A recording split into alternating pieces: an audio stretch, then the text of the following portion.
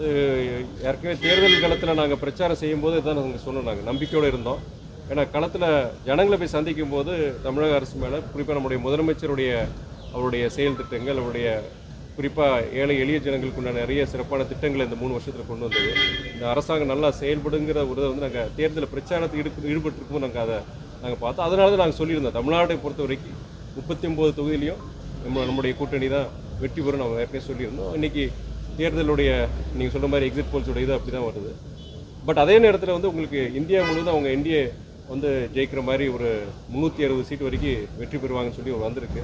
But ஏன்னா நாளானைக்கு 48 மணி நேரத்தில் நமக்கு ரிசல்ட் தெரிஞ்சிட போகுது. தெரிஞ்ச பிறகு நம்மளுடைய கருத்துக்கள் நம்ம சொல்லலாம், முழுமையாக நம்ம சொல்லலாம். அதாவது திமுக ஆட்சிக்கு வந்தாலே சமூக விரோதிகள் சட்டத்தை கையில் எடுக்கிறாங்கன்னு சொல்லி கண்டனம் தெரிவிச்சிருக்காரு.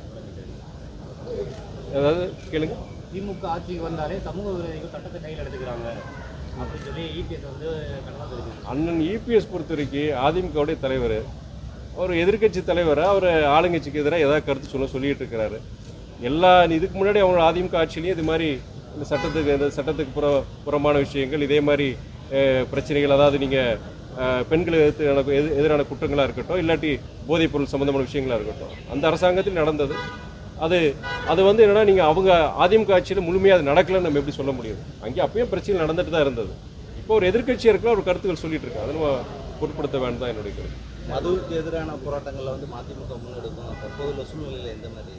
இல்லை, நாங்கள் என்றைக்குமே பொறுத்த வரைக்கும் மதுவுக்கு எதிரான ஒரு இயக்கம் தான் மதிமுக. உங்களுக்கு எல்லாருக்கும் தெரியும், தலைவர் வைகோ பொறுத்த வரைக்கும் அது கடைசி வரைக்கும் அவருக்கு வந்து அந்த மது வந்து தமிழ்நாட்டிலிருந்து முற்றிலும் அகற்றப்பட வேண்டும்ங்கிறதான் அது தலைவர் வைகோடைய கருத்து, மதிமுகவின் கருத்து. அதில் எந்தவித எங்களுக்கு சமரசம் அதில் கிடையாது. இருந்தபோது நாங்கள் சொல்லிட்டு தான் இருக்கோம். தமிழ்நாடு பொறுத்த வரைக்கும் தமிழக அரசுக்கிட்ட நாங்கள் என்னென்னா கோரிக்கை வச்சுருக்கோன்னா, படிப்படியாக இந்த மதுவை பொறுத்த வரைக்கும் தமிழ்நாடு மதுவில்லாத ஒரு தமிழ்நாடை உருவாக்கணுங்கிறதா எங்களுடைய கோரிக்கை இருந்திருக்கு.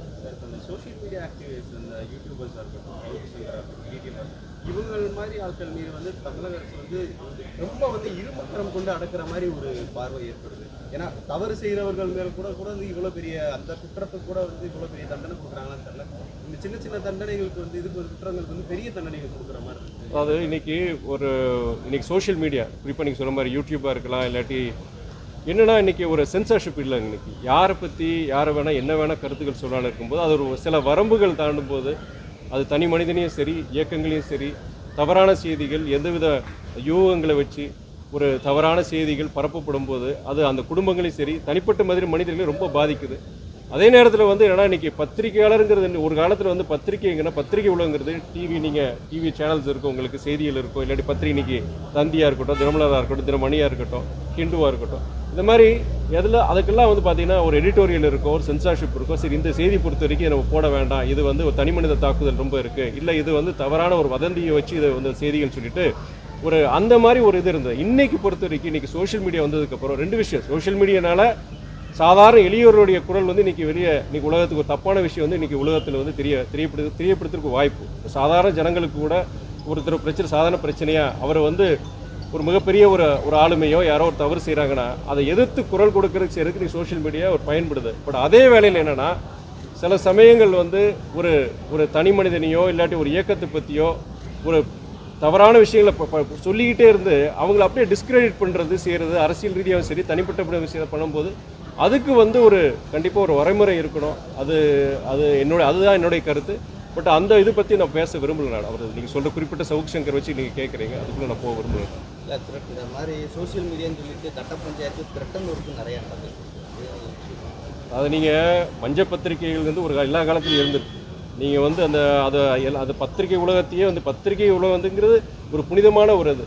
ஆனால் அதுலேயும் கருப்பு ஆடுகள் இன்றைக்கி இல்லை, கிட்டத்தட்ட 50 வருஷம் 60 வருஷம் அதுலேயும் இருக்க தான் செய்கிறாங்க. நீங்கள் சொல்கிற மாதிரி அதை பிளாக்மெயில் பண்ணி செஞ்சு இதை நீங்கள் சொல்கிற மாதிரி இந்த மாதிரி கட்ட பஞ்சாயத்து விஷயங்களும் இந்த மாதிரி இருந்திருக்கிறாங்க. பட் அது கருப்பாடுகள் எல்லாத்துலேயும் இருக்கிறாங்க. நம்ம அதை தவிர்க்க அவங்கள இப்போ இருக்க தான் செய்வாங்க. மக்கள் அதை புரிஞ்சுக்கணும். மக்கள் அதை புரிஞ்சுக்கிட்டு அது போன்ற இவங்களை தவிர்க்கிறது நல்லது.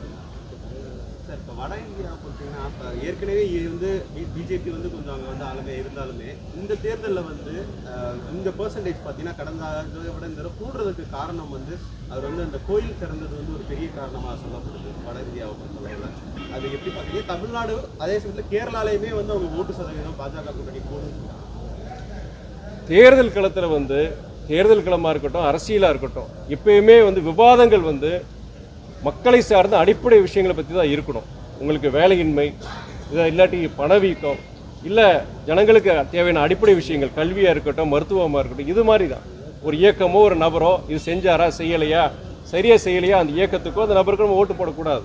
நீங்கள் வாக்குகள் கேட்கும் போதோ நான் மக்களை சார்ந்த அடிப்படை விஷயங்கள், குடிநீர் பிரச்சனை, இது மாதிரி அடிப்படை விஷயங்களை பற்றி சொல்லிட்டு எனக்கு நீங்கள் வாக்கு போடுங்கிறதா இருக்கணும். ஆனால் முதல் முறையாக நான் பார்க்குறேன், நான் இந்த தேர்தலை பொறுத்தவரை ஒரு இன்னைக்கு மத்திய ஆட்சியில் இருக்கிற பாஜகவாக இருக்கட்டும், இல்லாட்டி நம்ம பிரதமராக இருக்கட்டும், முழுமையாக அவர் இந்த 10 வருஷம் அவர் என்ன செஞ்சாங்க, அந்த அரசாங்கம் என்ன செஞ்சது, நீங்கள் வேலை வாய்ப்புகள் எத்தனை உருவாக்குனாங்க, பணவீக்கத்தை பற்றி ஒரு எதிர்க்கட்சிகள் ஒவ்வொரு நாளும் அது கேள்விகள் கேட்டிருந்தாங்க. இந்த 10 வருஷம் இதெல்லாம் நீங்கள் செஞ்சீங்களா, நீங்கள் பெட்ரோல் டீசல் உடையதாக இருக்கட்டும், இல்லை சமையல் எரிவாயு உடைய இதாக இருக்கட்டும், உங்களுக்கு இதெல்லாம் நீங்கள் மக்களை பாதிக்கிற அடிப்படையான விஷயங்கள். இன்றைக்கி படித்த இளைஞர்களுக்கு இன்றைக்கி படித்த அந்த படிப்புக்கு ஏற்ற வேலைகள் கிடைக்கிறது கிடையாது. இந்த மாதிரி பல விஷயங்கள் இன்றைக்கி இருக்கும்போது அதை பற்றியெல்லாம் பேசாமல் மதத்தை பற்றியும் ஜாதியை பற்றியும் மக்கள் மத்தியில் ஒரு பிரிவினை உருவாக்குற அந்த மாதிரி பேச்சுகள் பொறுத்த வரைக்கும் இதுதான் இருந்தது.